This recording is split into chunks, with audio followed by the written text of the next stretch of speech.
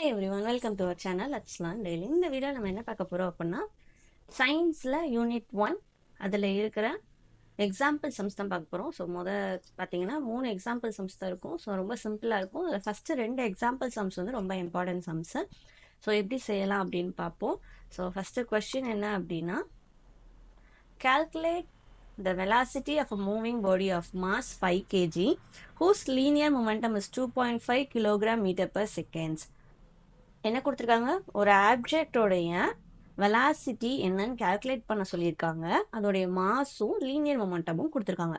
Linear மொமெண்டம்னா என்ன, ஃபோர்ஸோட இம்பேக்டை சொல்றது என்னது லீனியர் மொமெண்டம். ஸோ அதோடைய சிம்பிள் என்னது உங்களுக்கு, லீனியர் மொமெண்டம்க்கு பி. ஸோ பியோட வேல்யூ தான் என்னது உங்களுக்கு 2.5 kilogram metre per seconds. Mass value பார்த்தீங்கன்னா 5 கேஜின்னு கொடுத்துருக்காங்க. மாஸோட சிம்பிள் எம், வெலாசிட்டிக்கு V. So P, M and V இது மூணையும் ரிலேட் பண்ணுற ஃபார்முலா என்ன அப்படின்னா, linear momentum P equal to mass into velocity. இதுதான். அப்போ நமக்கு இதில் என்ன வேணும், வெலாசிட்டி தான் வேணும். ஸோ வெலாசிட்டிக்கு பதிலாக ரீஅரேஞ்ச் பண்ணிங்கன்னா பி பை எம்னு கிடைக்கும். ஸோ பி வேல்யூ நமக்கு இங்கே என்னது 2.5 divided by M value 5. So 5 டேபிளில் உங்களுக்கு 5 டைம்ஸ் போகும். ஸோ ஒரு பாயிண்ட் இருக்கனால லாஸ்ட்லேருந்து ஒரு பாயிண்ட் தள்ளி வச்சுக்கோங்க. ஸோ 0.5 தான் என்னது உங்களுடைய ஆன்சர். ஸோ இப்போ நமக்கு ஆன்சர் கிடைச்சாச்சு. யூனிட் போடணும். ஸோ யூனிட் போடல அப்படின்னா உங்களுக்கு மார்க் ரெடியூஸ் பண்ணுவாங்க. ஸோ யூனிட் எப்படி கண்டுபிடிக்கணும்னா, சேம் அதே ஃபார்முலாலே சப்ஸ்டியூட் பண்ணி பாருங்க. பிக்கு என்ன போட்டோம், கிலோகிராம் மீட்டர் பர் செகண்ட்ஸ். தரலன்னா அதோடைய கிவனில் பார்த்தீங்கனாலே தெரியும். அதோடைய மாஸ்க்கு என்னது KG. So divided by KG. So ரெண்டையும் கேன்சல் பண்ண என்ன வருது, மீட்டர் பர் செகண்ட். ஸோ இதுதான் உங்களுடைய இதோட ஆக்சுவல் யூனிட். ஸோ அவ்வளோதான். ஸோ இந்த மாதிரி செஞ்சீங்கனாலே நீங்கள் யூனிட்டையும் மனப்பாடம் பண்ண வேண்டியிருக்காது, நீங்கள் ஈஸியாக சால்வ் பண்ணிடலாம். ஓகேவா? ஸோ ஃபஸ்ட் சம் அவ்வளோதான். ஸோ அப்போது உங்களுக்கு மொமெண்டமும் மாஸும் கொடுத்துருந்தாங்க. நம்ம என்ன கால்குலேட் பண்ணோம், வெலாசிட்டி மட்டும் கால்குலேட் பண்ணோம். நெக்ஸ்ட் சம் பார்த்தீங்க அப்படின்னா, a door is pushed at a point whose distance from the hinges is 90 centimeter. With the force of 40 Newton, calculate the moment of force about the hinges. So ஒரு door இருக்கு, ஒரு டோரை push பண்ணுறோம். புஷ்னா என்னது, தள்ளுறோம். So அப்படி தள்ளும்போது எந்த இடத்துல நம்ம அந்த ஃபோர்ஸ் அப்ளை பண்ணுறோன்னு பார்த்தீங்கன்னா, ஹின்ச்சஸ்ல இருந்து 90 சென்டிமீட்டர் தள்ளி அப்ளை பண்ணுறோன்னு கொடுத்துருக்காங்க. வாட் இஸ் ஹின்ச்சஸ், வாலும் உங்களுடைய டோரும் அட்டாச் ஆகிறதுக்காக ஒரு கிளிப் மாதிரி கொடுத்துருப்பாங்க, பார்த்துருக்கீங்களா? ஸோ ஒரு லாக் மாதிரிக்கு இருக்கும். ஸோ அந்த லாக்ல இருந்தால் ஃபிக்ஸ்டாக உங்களோட டோர் ஃப்ரண்ட் அண்ட் பேக் இப்படி மூவ் ஆகும். ஸோ அதுதான் என்னது ஹின்ச்சஸ். ஸோ அதில் எவ்வளோ டிஸ்டன்ஸில் கொடுக்குறோம், 90 சென்டிமீட்டர். இப்போ இந்த இடத்துல தான் உங்களுக்கு அந்த ஹின்ச்சஸ் இருக்குன்னா, இந்த ஹின்ச்சஸ்லேருந்து இது என்னுடைய டோரு. ஸோ இந்த இடத்துல ஹின்ச்சஸில் என்னுடைய வாலோட என்னுடைய டோர் வந்து இப்படி அட்டாச் ஆகிருக்கு. ஸோ இப்படி மூவ் ஆகும், ஓப்பன் அண்ட் க்ளோஸ் பண்ணிக்கலாம். ஸோ இப்போ அந்த ஹின்ச்சஸில் இருந்து 90 சென்டிமீட்டர் தள்ளி எனக்கு வந்து என்ன பண்ணியிருக்கோம் அப்படின்னா, நான் ஒரு ஃபோர்ஸ் வந்து அப்ளை பண்ணுறேன். அப்போ ஃபோர்ஸோட வேல்யூ என்னது 40 நியூட்டன் கொடுத்துட்டாங்க. அப்போது டிஸ்டன்ஸ் வேல்யூவும், ஸோ இந்த 90ன்றது என்னது டிஸ்டன்ஸ் வேல்யூ, 40 நியூட்டன்றது ஃபோர்ஸோடைய வேல்யூ. மொமெண்ட் ஆஃப் ஃபோர்ஸை கண்டுபிடிக்க சொல்லியிருக்காங்க. அதாவது நீங்கள் ஃபோர்ஸ் அப்ளை பண்ணி அதில் எவ்வளோ டேர்னிங் எஃபெக்ட் கிரியேட் ஆகுதுன்னு கால்குலேட் பண்ண சொல்லியிருக்காங்க. ஸோ அப்போ moment of force simple capital letter M. So M equal to force into டிஸ்டன்ஸ்ன்னு போட்டுக்கலாம். ஃபோர்ஸ் வேல்யூ எவ்வளோ கொடுத்துருக்காங்க, 40 நியூட்டன். ஸோ அதை டேரெக்டாக போட்டலாம், எஸ்ஐ யூனிட்ல தான் இருக்குது. இது பாருங்களேன், சென்டிமீட்டரில் இருக்குது. ஸோ யூனிட் வந்து கன்வெர்ட் பண்ணணும் நம்ம. ஸோ அப்போது 100 centimetre is equal to 1 metre. அப்போ 90 சென்டிமீட்டர்னா என்ன பண்ணுவோம், 90 டிவைடட் பை 100 போடுவீங்க. அப்போ 0.9 மீட்டர்னு கிடைக்கும். ஸோ இதுதான் அதோடைய ஆன்சர், கன்வெர்ட் பண்ண யூனிட்டு. ஸோ இப்போ நம்ம என்ன பண்ண போகிறோம் அப்படின்னா, அந்த 0.9 மீட்டரையும் 40 நியூட்டனையும் மல்டிப்ளை பண்ண போகிறோம். அப்போ 9 4 36. ஸோ இங்கே வந்து 0 இருக்குது. ஸோ அப்போது 360ன்னு சொல்லி ஆக்சுவலாக கிடச்சிருக்கும். இங்கே 0.9 இருக்கிறதுனால இங்கேக்குள்ள ஒரு பாயிண்ட் வைப்பீங்க. ஸோ இந்த 0வை எலிமினேட் பண்ணிட்டு வெறும் 36 மட்டும் நம்ம போட்டுக்கலாம். யூனிட் பார்த்தீங்க அப்படின்னா ஃபோர்ஸ் இன்ட்டு டிஸ்டன்ஸ். ஃபோர்ஸுக்கு நம்ம என்ன யூனிட் இங்கே கொடுத்துருக்காங்க, நியூட்டன். ஸோ இங்கே நியூட்டன் போட்டாச்சு. டிஸ்டன்ஸை நம்ம மீட்டரில் எழுதியிருக்கோம். ஸோ மீட்டரும் போட்டாச்சு. ஸோ அப்போ இதுக்கு ஆன்சர் என்ன அப்படின்னா 36 நியூட்டன் மீட்டர். நெக்ஸ்ட் சம் பார்த்தீங்க அப்படின்னா, at what height from the center of the earth the acceleration due to gravity will be 1/4 of its value as at the earth. So என்ன கொடுத்துருக்காங்க, earth இருக்கு. ஒரு நிமிஷம், கொஞ்சம் ஓரளவு ஷேட் கரெக்டாக போட்டுக்கிறேன். ஸோ எர்த் இருக்கு, ஓகேவா? ஸோ எர்த்தில் நம்ம என்ன பண்ண போகிறோம் அப்படின்னா, நம்மளுடைய ஜி வேல்யூ எந்த இடத்துல G/4 ரெடியூஸ் ஆக போகுது அப்படின்னு பார்க்க போகிறோம். ஸோ இந்த இடத்துல போகிறேன். ஸோ இதுனா கொஞ்சம் ஒயிட்டாக இருக்குது. ஸோ எர்த்தோடைய radius R, actual radius R. இப்போ இதுதான் எர்த்தோட சர்ஃபேஸ்ல இருந்து என்ன பண்ண போறேன் அப்படின்னா, ஒரு சர்டைன் ஹைட்டுக்கு ரைஸ் பண்ண போறேன். ஸோ இந்த டிஸ்டன்ஸ் வந்து ஹச், இதுவும் ரேடியஸ் தான். ஸோ அதுவும் எப்படி தான் இருக்கும், ஆருக்கு ஈக்குவலாக தான் இருக்கும். இப்போ இந்த இடத்துல, அதாவது எர்த்துக்குள்ள எனக்கு என்ன அப்படின்னா, ஜி ஆக்சலரேஷன் டியூ டு கிராவிட்டியோடைய வேல்யூ ஜி.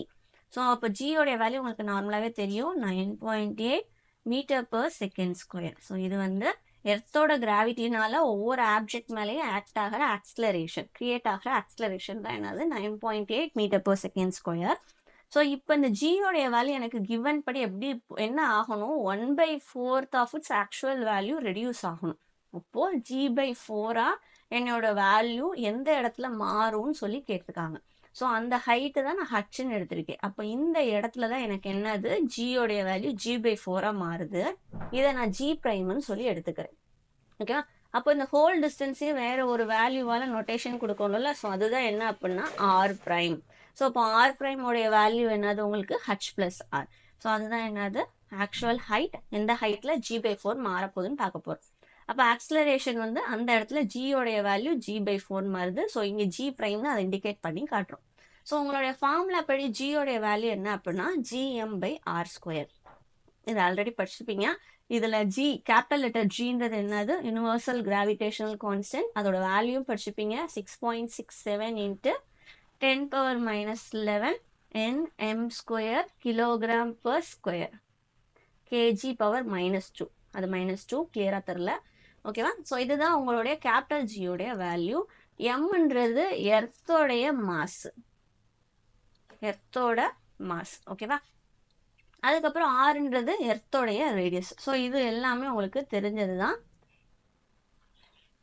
ஸோ இப்போ என்ன பண்ண போகிறோம் அப்படின்னா, இதை யூஸ் பண்ணி அந்த ஜி பிரைமோடைய வேல்யூ எந்த ஹைட்டில் ஜி பிரைம்னு உங்களுக்கு ஆக்சுவலாக கிடைக்க போகுதுன்னு சொல்லி பார்க்க போகிறோம், ஓகேவா? ஸோ அப்போது ஃபஸ்ட்டு என்ன கண்டுபிடிக்கணும், உங்களுடைய ஜி வேல்யூ நமக்கு தெரியும். ஸோ அப்போது G/G பிரைம் கால்குலேட் பண்ணணும். G/G prime equal to G value என்னது, Gm/r² divided by G பிரைமுக்கு Gm/r'² என்னது, அதோட ரேடியஸ். இங்கே ப்ரைம் இருக்குது, ஓகேவா? ஸோ இப்போ டினாமினேட்டரில் இருந்தால் நியூமரேட்டருக்கு வரும். அப்போது Gm/r² × r'² பை Gm. அப்போ Gm கேன்சல் அவுட் பண்ணிடலாம். அப்போ r'² பை r². அப்போ காமனாக எடுத்ததுனா r'/r². இந்த சைட் பார்த்தீங்கன்னா மேலே உள்ளது GA தான், கீழே உள்ளது என்ன அப்படின்னா ஜி பிரைமோட வேல்யூ என்னது, G/4. ஸோ இப்போ டினாமினேட்டர்னா நியூமரேட்டர் வரும். அப்போ இது எதுக்கு ஈக்குவல், 4க்கு ஈக்குவல். ஏன்னா ஜி கேன்சல் அவுட் ஆயிரும். அப்போ 4 = r'/r² சொல்லியிருக்கோம். ஸோ இப்போ இதை தான் நம்ம சால்வ் பண்ண போகிறோம். ஸோ இப்போ ஆர் பிரைமுக்கு நமக்கு என்ன தெரியும், வேல்யூ எல்லாமே தெரியும். ஸோ இப்போ அதோடைய வேல்யூ நம்ம இப்போ சப்ஸ்டியூட் பண்ண போகிறோம். ஸோ இப்போ ஆர் பிரைமோடைய வேல்யூ நம்ம கிவனில் என்ன எடுத்து எழுதணும், r+h. ஸோ டயக்ராமில் பார்த்தீங்கனாலே தெரிஞ்சிருக்கும், r+h. ஏன்னா எர்த்தோடைய சர்ஃபேஸில் இருந்து ஒரு சர்டன் ஹைட் போகுது. ஸோ அந்த ரேடியஸ் ப்ளஸ் ஹைட்டு, ஓகேவா? ஸோ அப்போது அதோடைய வேல்யூ போடுங்க, 4 = r'/r² இருந்தது. இங்கே சப்ஸ்டியூட் பண்ணிங்கன்னா r+h/r². அப்போது ஆர் இந்த சைடு ரெண்டு டேர்முக்குமே உண்டு. ஸோ r/r + h/r² போட்டுடலாம். r/rனா என்னது, 1 + h/r².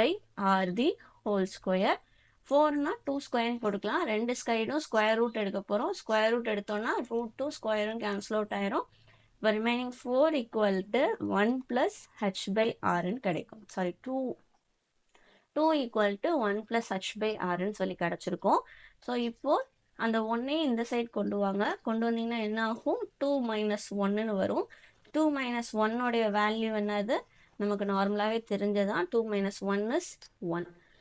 அப்போது 1 equal to H by R. அப்போ அதுலேருந்து என்ன போட்டுக்கலாம், ஹச் ஈக்குவல் டு ஆர். ஏன்னா இங்கே உள்ளது அந்த போர்ஷனா டிவிஷன்லேருந்து மல்டிப்ளிகேஷன் போகும். ஸோ ஹச் ஈக்குவல் டு ஆர்னு வரும்.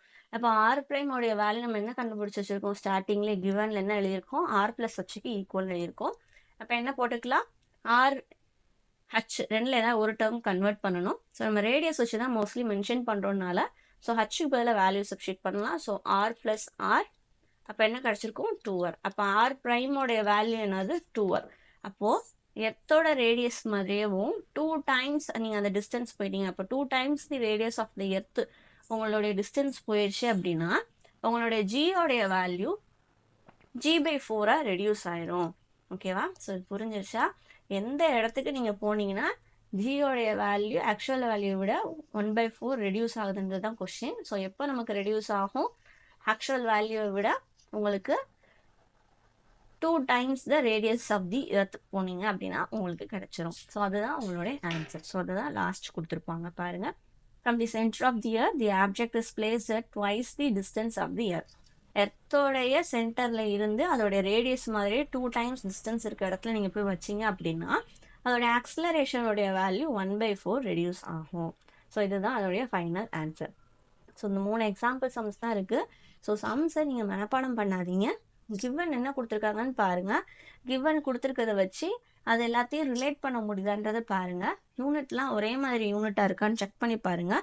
செக் பண்ணிட்டு நீங்கள் அதை கன்வெர்ட் ஒருவேளை தப்பாக இருந்ததுன்னா கன்வெர்ட் பண்ணிட்டு சப்ஸ்டியூட் பண்ணிங்க அப்படின்னா ரீஅரேஞ்ச் பண்ணும்போது அவங்களுக்கு ஆன்சர் கிடச்சிரும். ஸோ ரொம்ப ஈஸியாக தான் இருக்கும். சம்ஸில் தான் எப்பயுமே நம்ம அதிகமாக மார்க் வந்து ஃபுல்லாக ஸ்கோர் பண்ண முடியும். அதுவும் இல்லாமல் நீங்கள் சென்டம் எடுக்கணும் அப்படின்னு எதிர்பார்த்தீங்கனாலுமே சம் கான்சென்ட்ரேட் பண்ணால் தான் அவங்களால எடுக்க முடியும். ஏன்னா ஒன் வேர்ட்ஸ் புக்கின் வந்து நீங்கள் ரிப்பீட்டடாக படிக்கும்போது நிறையா கொஸ்டின்ஸில் எல்லாத்துலேயுமே புக்கின் வரும். ஸோ அதுலேருந்து தான் மோஸ்ட்லி வரும். அப்படி இல்லைனா கொஸ்டின் ஆன்சர்ஸையும் நீங்கள் கொஞ்சம் அப்ளை பண்ணுற மாதிரி இருக்கும். ஸோ ஈஸியாக தான் இருக்கும். ஏன்னா கொஸ்டின் ஆன்சர்ஸ் நீங்கள் படிச்சிருப்பீங்க, அதை வச்சு நீங்கள் எழுதிடலாம். ஸோ அந்த சம்மில் தான் உங்களுக்கு ட்ராபேக் விழும். ஸோ அதனால் சம்ஸை மறக்காமல் பாருங்கள். இந்த சம்ஸில் ஏதாவது டவுட் இருந்தால் கேளுங்க. தேங்க்யூ.